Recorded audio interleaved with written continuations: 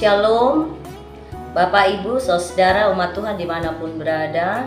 Salam jumpa kembali melalui renungan malam yang diadakan oleh Resort GKS Sampit.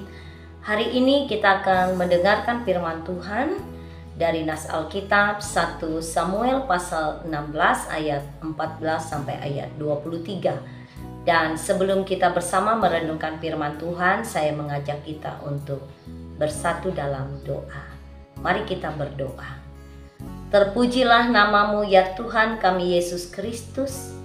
Kasih setiamu senantiasa menjaga dan memelihara hidup kami. Saat ini kami akan bersama untuk mendengarkan firman-Mu ya Tuhan. Biarlah kami dengan setia mendengar lalu melakukan firman Tuhan ini dalam hidup kami. Di dalam nama Tuhan Yesus Kristus kami berdoa. Amin. Saudara umat Tuhan dimanapun berada, firman Tuhan untuk kita pada saat ini melalui 1 Samuel pasal 16 ayat 14 sampai ayat 23 diberi tema menjadi pribadi-pribadi yang berguna. Saudara, kita percaya bahwa setiap orang minimal diberikan satu kemampuan, talenta, keahlian yang diberikan oleh Tuhan dalam hidupnya sebagai seorang yang mungkin kita ini banyak ketidaksempurnaan, kita banyak kekurangan. Tapi kita yakin dan percaya bahwa minimal kita punya satu kemampuan atau kelebihan dalam diri kita masing-masing. Dengan kemampuan yang dimiliki itu, walaupun mungkin hanya satu, pemberian itu jangan dipandang remeh. Sebab kita yakin bahwa apa yang menjadi kemampuan kita itu dapat membawa kebaikan, yang dapat membawa berkat, bahkan berguna, bermanfaat bagi orang lain. Oleh karena itu Bapak Ibu Saudara, kita perlu menyadari kemampuan apa yang kita miliki. Dengan kesadaran itu, maka itu akan mendorong kita untuk dapat mengembangkan kemampuan itu dan menjadikannya menghasilkan kebaikan, berkat yang berdaya guna bagi orang lain. Nah, saudara-saudara yang dikasih dalam Tuhan, dalam nas kita pada hari ini menceritakan tentang keberadaan Daud. Daud memiliki kemampuan, keahlian bermain musik kecapi. Dan dari kemampuannya itu ternyata membawa kebaikan, kelegaan, dan mendatangkan damai sejahtera bagi Saul, Raja Israel. Sebab pada waktu itu, Raja Saul merasakan ketidakdamai sejahteraan. Ia diganggu oleh roh jahat dalam hidupnya. Bapak Ibu Saudara, kenapa ini terjadi? Sebagai seorang raja, ternyata Saul tidak lagi takut akan Tuhan. Sebagai seorang raja Israel, ternyata bahwa Saul tidak mentaati Allah. Sebab itulah Allah mencabut rohnya dari Saul dan mengizinkan roh jahat mengganggu kehidupan raja Israel atau Raja Saul ini. Nah, Bapak Ibu Saudara, sebab itulah kedamaian tidak lagi dirasakan oleh Raja Saul.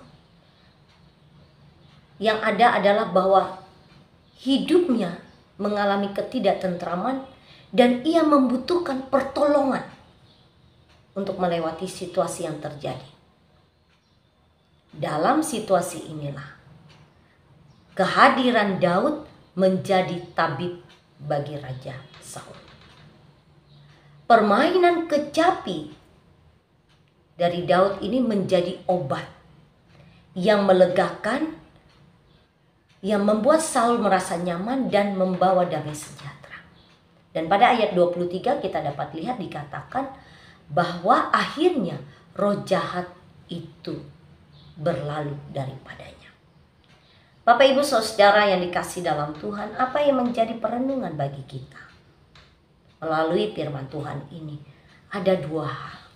Yang pertama, kita dapat melihat dari kehidupan Saul. Saudara, kita diingatkan sebagai umat yang percaya kepada Tuhan, mari kita menumbuhkan kehidupan dalam kesetiaan, hidup dalam kebenaran, dan ketaatan melakukan firman Tuhan dan kehendak Tuhan dalam hidup kita. Mengapa kita melakukan ini? Kita dapat melihat dari kehidupan Saul sendiri. Jika kita memberontak terhadap Allah, jika kita tidak lagi hidup taat kepada Tuhan, maka kita tidak akan dapat merasakan kedamaian yang sejati. Sebab kedamaian sejati adalah ketika roh Allah itu diam di dalam hidup kita. Jika Allah dan anugerahnya ada dalam hidup kita, maka Ia akan memerintah dan berkuasa atas hidup kita untuk menuntun kita hidup dalam kebenaran. Tapi jika Allah dan anugerahnya tidak lagi memerintah dalam hidup kita, maka kuasa setan, dosalah yang akan menguasai dan memerintah atas kehidupan kita. Sebab itulah kesempatan ini akan mendorong, ketika hidup kita dikuasai oleh setan, akan mendorong kita untuk banyak melakukan dosa, pelanggaran, pemberontakan, dan hidup jauh daripada Tuhan. Karena itu Bapak Ibu Saudara, apa yang dapat kita lakukan? Melalui kehidupan Saul ini kita diingatkan bagaimana kita menjalani hidup kita dalam ketaatan kepada Tuhan. Apakah kita dapat merasakan damai sejahtera ketika hidup kita ini berkubang dengan dosa? Tidak. Kita tidak akan dapat hidup dalam damai sejahtera, tapi dalam ketakutan, kecemasan karena berbuat dosa. Karena itu, mari kita tinggalkan dosa, pemberontakan, pelanggaran kita di hadapan Allah. Mari kita kembali datang kepada Tuhan, sehingga dengan demikian maka kita akan kembali mengalami damai sejahtera itu ketika Allah memerintah dalam hidup kita. Yang kedua, kita belajar dari hidup Daud. Bapak Ibu Saudara, dalam nas ini kita melihat bahwa Daud menggunakan kemampuannya untuk membawa kebaikan bagi orang lain. Seharusnya di berbagai kesempatan, dimanapun kita berada, kita menjadi pribadi yang juga berguna bagi orang lain. Melalui diri kita dapat membawa kebaikan, melalui diri kita, melalui kemampuan kita, keahlian kita, karunia talenta yang ada pada kita. Seharusnya itu dapat menjadi berkat, bermanfaat, berdaya guna bagi kehidupan orang lain. Lewat kehadiran kita, lewat tutur kata kita, tindakan kita, keberadaan kita dapat membawa kebaikan bagi orang lain. Karena itu mari kita mengintrospeksi diri kita, saudara dan saya.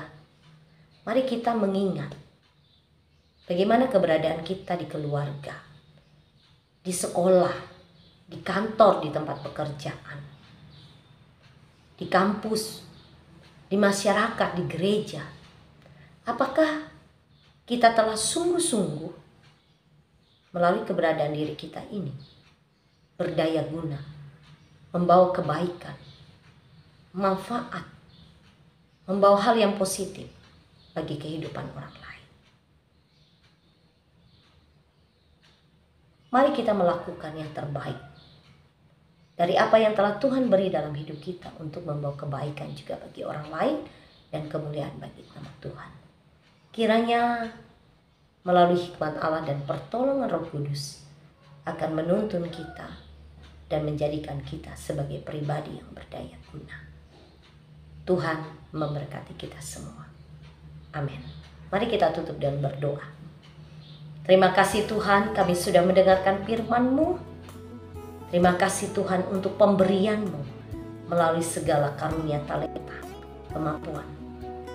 Di tengah kekurangan dan ketidaksempurnaan kami, tetapi Tuhan mau pakai hidup kami. Biarlah kami dapat menjadi pribadi yang berdaya guna, mendatangkan kebaikan berkat bagi kehidupan orang lain dan menjadi kemuliaan bagi nama Tuhan. Terima kasih Tuhan untuk firman-Mu kepada kami. Amin.